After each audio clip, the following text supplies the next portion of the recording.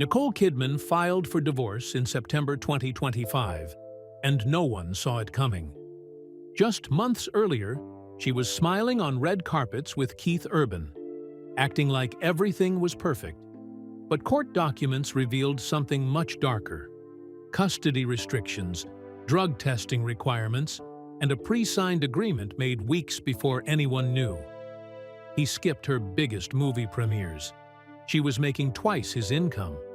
And then there was the young guitarist he kept staring at on stage. Today, we're uncovering what really ended a marriage that fooled the world for 19 years. Nicole Kidman was born on June 20, 1967, in Honolulu, Hawaii. Her father, Anthony, was in the middle of a research fellowship at the University of Hawaii studying breast cancer, and her mother, Janelle, was working as a nursing instructor. They gave her the Hawaiian name Hokulani, which means heavenly star. Not because of the stars above, but because a baby elephant was born at the Honolulu Zoo the same day, and the zookeeper named it that. Her parents thought the name fit. They didn't stay in Hawaii long. Just 3 months later, the whole family moved to Washington, D.C., where her father took a job at the National Institute of Mental Health. It was 1967, and D.C. was boiling with protests. Nicole's parents were both deeply involved in the anti-Vietnam War movement. They didn't just talk politics at home. They marched. They got arrested. Her mother once held Nicole in her arms while being handcuffed during a protest in front of the Capitol. Tear gas flew. People chanted. Nicole was too young to remember any of it, but those stories became part of her childhood. Her parents told them again and again. These moments, her mother would say later, were foundational. They planted the seeds for everything Nicole would later do when she spoke out for women's rights and domestic violence survivors. When Nicole was 3, the family moved back to Australia and settled in Longville, a green suburb in Sydney. That's where things started getting tough. She started school at Lane Cove Public in 1973 and immediately felt like an outsider. She was tall early, 5'8" by 13, with bright red curly hair and skin so pale she burned in minutes. She stuttered badly. The other kids called her names and laughed when she spoke. She ate lunch alone, often hiding in the bathroom. Her 4th grade teacher remembered finding her in the stalls, book in lap, sandwich untouched. By age 10, she was reading 4 books a week just to disappear from the world around her. She didn't want to talk. She just wanted to disappear into stories. At home, things were just as tight, though in a different way. Her father taught psychology at Sydney University, and her mother worked on feminist publications. They were educated, politically engaged, and completely broke. Nicole shared a 10 by 12-foot bedroom with her sister until she was 15. They slept on bunk beds. They had one TV and strict rules about what could be watched, mostly news and documentaries. Sydney summers were brutal, and they had no air conditioning. Nicole cleaned her aunt's clinic on weekends to buy her own ballet shoes. She was 12 when she started that job.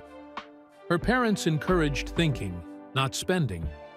They talked about Freud and feminism at dinner, but Nicole just wanted to perform. When she was 4, she saw The Wizard of Oz and begged for ballet lessons. She joined the Australian Ballet School's junior program in 1971 and trained intensely until 1977. She had the moves. Her instructors said she had perfect musicality. But by age 16, she was 5'11". That was too tall. Dance partners couldn't lift her. Ballet companies told her to stop dreaming. Her skin couldn't handle the sun either. She burned fast, once so badly during outdoor rehearsals that she needed bandages. That's when she gave up the idea of being a dancer. It crushed her, but she quietly shifted toward acting. Not long after, in 1988, while Nicole was gaining traction as an actress in Australia, A shadow fell on the family. Her father had been teaching controversial therapy sessions at Chelmsford Hospital from 1985 to 1988. He practiced something called recovered memory therapy. Critics said he planted false memories in vulnerable patients. 3 people who attended his seminars died by suicide. The Australian Psychological Society opened an investigation. A court case in 1989 revealed he'd charged patients $15,000 for a week of hypnosis sessions. He resigned in 1991. Nicole, by then filming Days of Thunder in the US, said nothing publicly. But people close to her said she was shaken. Her father died suddenly in 2014 from a heart attack in a Singapore hotel stairwell. Some questions were never answered. Despite all this, Nicole kept going.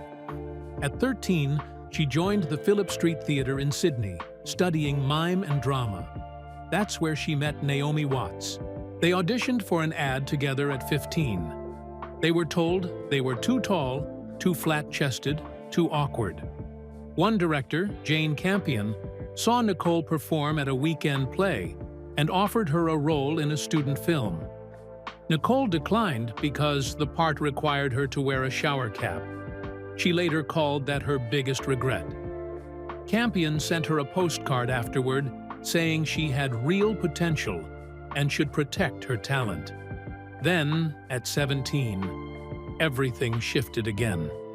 Her mother was diagnosed with aggressive breast cancer. Nicole dropped out of North Sydney Girls High School and started working as a massage therapist to help her mom recover. She took 2 buses to acting classes because her parents refused to drive her. That same year, she got her first movie role in Bush Christmas, chasing stolen horses through the outback. It wasn't glamorous, but it was a start. That same year, she also starred in BMX Bandits, a crime comedy where she rode bikes through the streets of Sydney, dodging criminals and performing her own stunts. She kept working. In 1986, at 18, she took on her first adult role in Wind Rider. She wore a red leather jacket and played a rock singer. She didn't sing her own parts, but she threw herself into the role.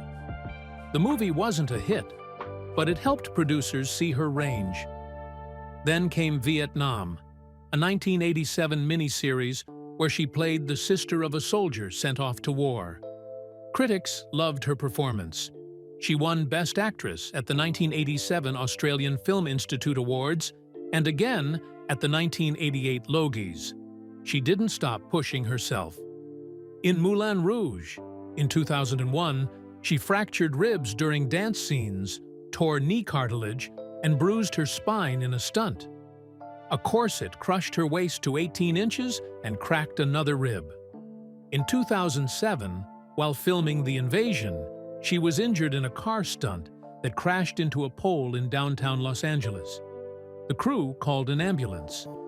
Nicole stayed quiet, just like always. One of her most important early roles came in 1989. Bangkok Hilton was a 3-part miniseries about an Australian girl caught smuggling heroin in Thailand. Her character faced the death penalty. The show got a 7.8 rating on IMDb and became Australia's most-watched series that year. Nicole was 21, and the performance was called one of her best. People started to see that she wasn't just a pretty face. She was relentless. She could cry on cue. She could carry a scene without saying a word. She was just 19 when they put her on a boat in the middle of the ocean and told her to act like a grieving wife fighting for survival. The waves weren't fake. The seasickness wasn't pretend. And she wasn't faking the fear either. That was Nicole Kidman in Dead Calm, shot off the coast of Queensland back in 1987. They gave her lessons to steer the yacht, and when the storm scenes came, she actually piloted the 40-foot Stormvogel herself. It took 6 months to shoot. She was soaked, bruised, and barely known. But when Dead Calm hit screens in 1989, she was 21, and critics were already saying she had that something. The New York Times later put the movie on their list of 1,000 best ever made. But Hollywood didn't care.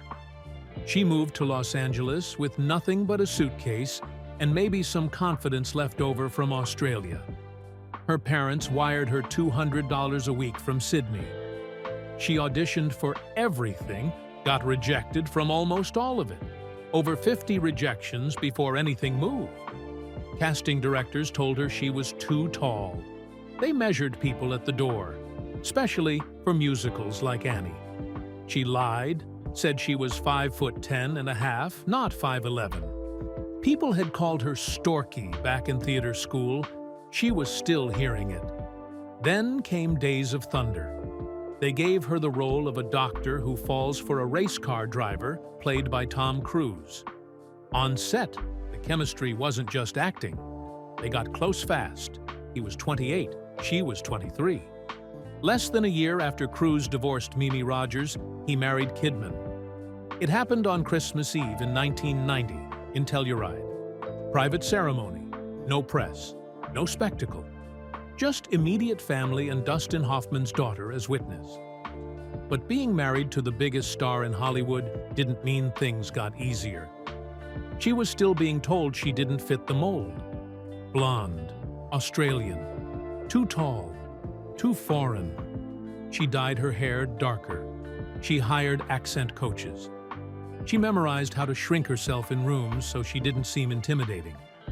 Casting directors still told her straight, "You won't have a career, you're too tall." But she kept pushing, even when they told her to wear flats so she wouldn't look taller than Cruise. She wore them, for a while. When Far and Away came, they gave her horses and mud and freezing winds.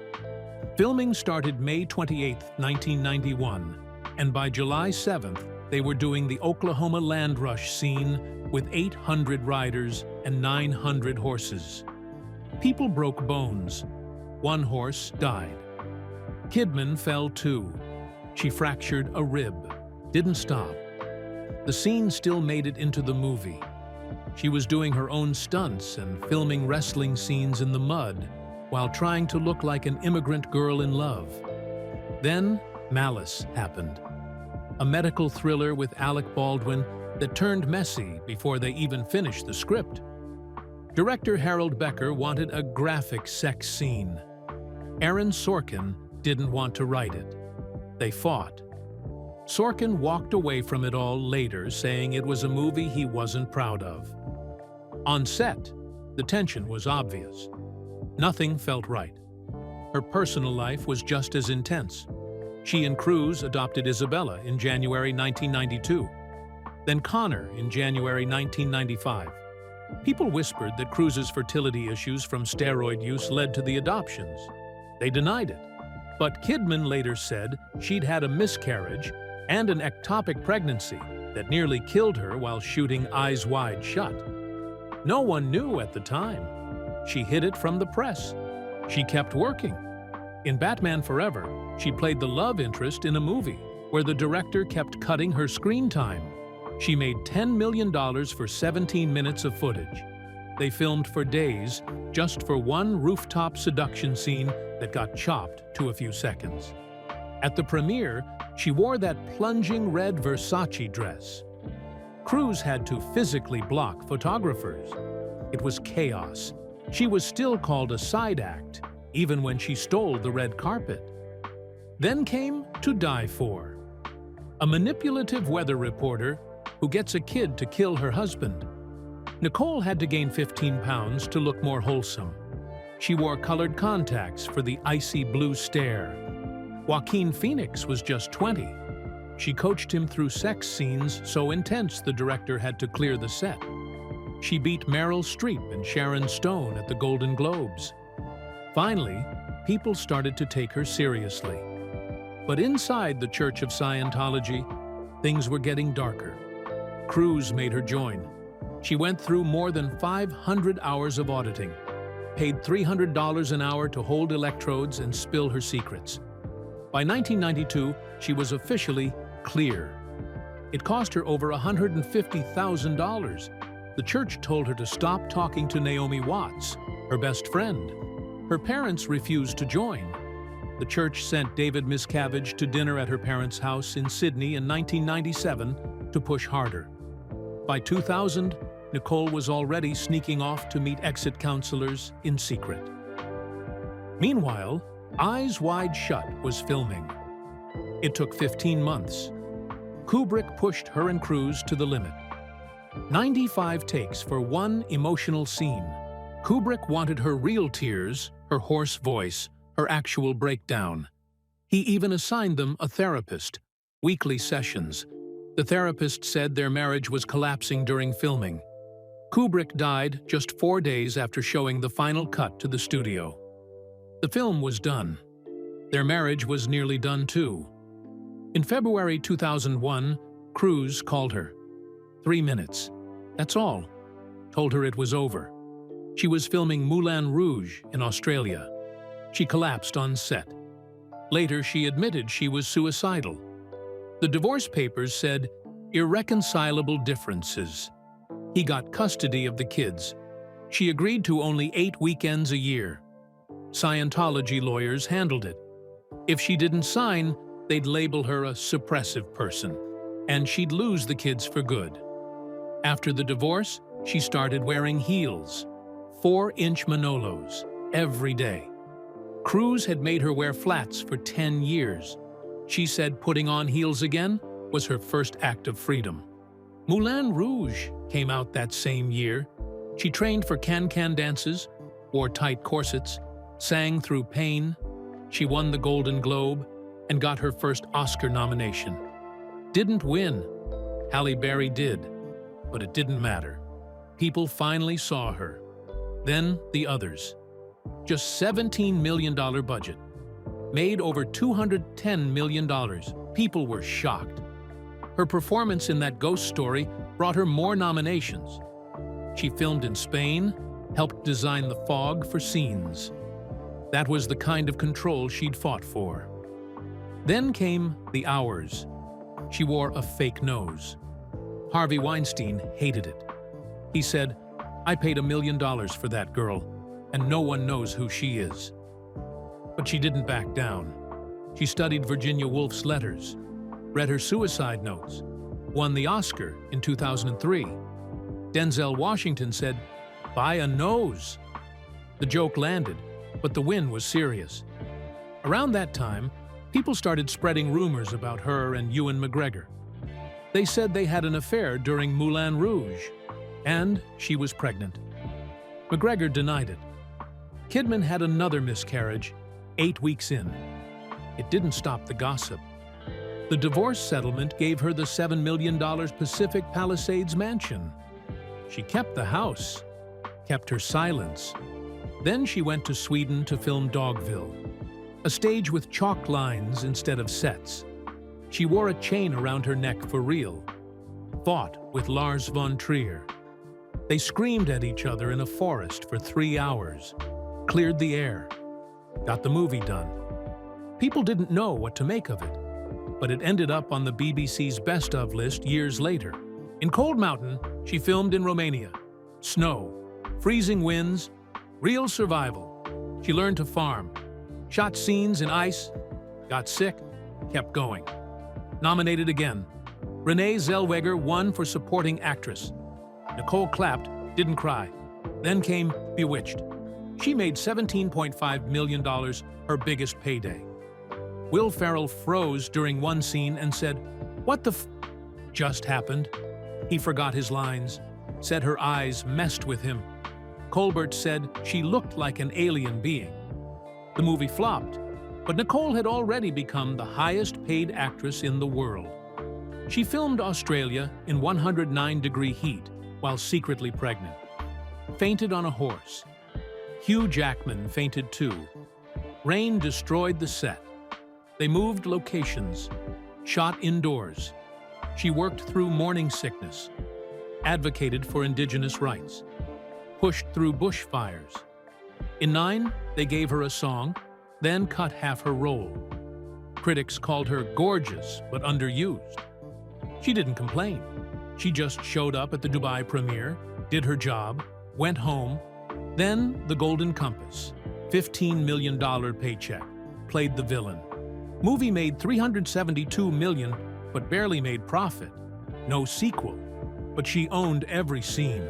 Said years later that the gender pay gap still sucked. Said women had fewer roles, fewer chances. She'd lived it. In Rabbit Hole, she played a grieving mother, produced the movie herself, tried to attend real grief groups, but they turned her away. Said she hadn't lost a child, couldn't understand. Her co-star lied his way in and broke down crying. She just had nightmares, didn't sleep, didn't stop working. Then Paddington. She played a taxidermist, wore a platinum wig. Her daughter begged her to bring it home. Kidman said she'd always wanted to be the villain, called it a dream role. Critics loved it. Movie made $268 million. She smiled and moved on. In 2010, Nicole Kidman launched Blossom Films with Persari, starting with Rabbit Hole. But it was Big Little Lies in 2017 that changed everything. She played Celeste Wright, a rich woman in a violent marriage. It wasn't the kind of violence that screams. It was the kind that quietly destroys you, inch by inch, every day. The scenes were so intense that Kidman would go home bruised, soaking in the bath, crying in silence. She later told a room of 250 people in San Francisco that her character didn't even realize she needed to leave. She was living in denial, and so were millions of others watching. That honesty won her an Emmy. Just a year earlier, she'd stepped into another real-life role in Lion, playing Sue Brierley, the adoptive mother of a lost Indian boy. It wasn't just a role, it was a mirror. Kidman, an adoptive mother herself, flew to Tasmania to meet the real Sue, and they connected like old friends. She said the story was very, very emotional. Not because it was sad, but because it was true. Mothers, no matter how they come into a child's life, matter. That film got her a 4th Oscar nomination and 6 nods in total for the team. Then came Bombshell in 2019, and the gloves came off. She played Gretchen Carlson, the Fox News anchor who took down Roger Ailes. Carlson had been forced to twirl, to wear tight dresses, to be silent. Instead, she taped everything. She didn't even hand over all the recordings to Ailes's team. That detail made it into the film. Kidman's scenes weren't loud. They were surgical. That earned her a SAG nomination, even though the film only won for makeup. Her next big swing came in The Undoing in 2020. It wasn't just about playing a therapist married to a murderer. It was about how filming had changed. They brought in intimacy coordinators to choreograph scenes safely. It wasn't just logistics. It was about protecting people. Kidman said sets should be sacred. You shouldn't have to flinch through a scene. The difference was clear. More raw, more daring. Not because they pushed actors, but because they protected them. In 2021, people didn't want her to play Lucille Ball in Being the Ricardos. Twitter exploded. Too thin, too elegant, too not Lucy. But Kidman went full chameleon. 45 minutes was all her makeup team got each day. She studied Lucy's laugh, her walk, her posture from old 1950s reels. Even Lucy Arnaz, Lucy's daughter, backed her. Despite all the noise, she got her 5th Oscar nomination. And just when people thought she'd calm down, Baby Girl dropped in 2024. She played a powerful CEO having an affair with her much younger intern. It wasn't soft, it wasn't sweet, it was fire. Kidman admitted some scenes were so intense she had to stop filming. That was the first time she'd ever said that out loud. The film opened at Venice. She won the Volpi Cup. By January 2025, it had earned $64.6 million on a $20 million budget. That wasn't just good. It was A24's 9th biggest hit ever. But all of this was just what the public saw. Behind the awards, behind the red carpet, was a marriage straining under the weight of success. She met Keith Urban in January 2005 at a gala. Just 4 months in, she found out he was addicted to cocaine and heroin. Most would have left. She staged an intervention, drove him to Betty Ford herself. 90 days. He later said that's when he knew she was the one. On June 25, 2006, they got married in Sydney. It cost $500,000. The floral arch alone was $100,000. The crystals on her dress were sewn by hand over 3 months. But her adopted kids from her marriage to Tom Cruise weren't there. The Church of Scientology had cut her out. Her own mother walked her down the aisle. In 2008, Sunday Rose was born after IVF. Nicole took a 2-year break from Hollywood to breastfeed. In 2010, they had Faith Margaret through a surrogate. They spent $3 million building a custom nursery in their Sydney mansion. Murals by an Aboriginal artist's protege, Venetian chandeliers, a reading nook hidden behind a bookshelf filled with rare children's books worth $50,000. That's how much she wanted to be a mother after years of loss. But that same year, in August 2010, Urban relapsed on crystal meth in Toronto. A bandmate found drug paraphernalia on the bus. Kidman flew in mid-tour, pulled him off stage, and checked him into Sierra Tucson. For 6 weeks, she flew from film sets to Arizona every single night. Her ultimatum was simple: choose drugs or choose me. He chose her. But by 2017, something had shifted. At the Oscars, she wore a $10 million Armani dress while Urban performed for her backstage. It looked perfect. But he was touring less. Album sales were down 40% since 2010. Meanwhile, she was earning $20 million a year. He was making $8 million. That power flip triggered arguments. He didn't want to be Mr. Kidman. Therapy wasn't fixing it. And then came 2024. During the Baby Girl premiere season, Urban skipped everything: Venice, Toronto, New York. Fans noticed. He changed his song lyrics too. In 2018, he'd sing Nicole's Strength. By August 2024, it became My Daughter's Strength. At a concert in September, he skipped his usual Kidman shout-out and dedicated the song to his guitarist instead. That same month, contractors said their $12 million Nashville renovation had stalled. They couldn't agree on the design. And it wasn't just about cabinets. They'd stopped agreeing on anything. Then came the moment no one saw coming. On September 30th, 2025, Nicole Kidman filed for divorce in Nashville. Court documents revealed Urban had moved out months earlier. She had tried to fix it through therapy, but he had already checked out. It stunned people because just 4 months earlier, they had attended the Met Gala together, smiling like everything was fine. The case number was 25D-CV-8472. Legal experts said filing in Tennessee was strategic. It would speed up the process.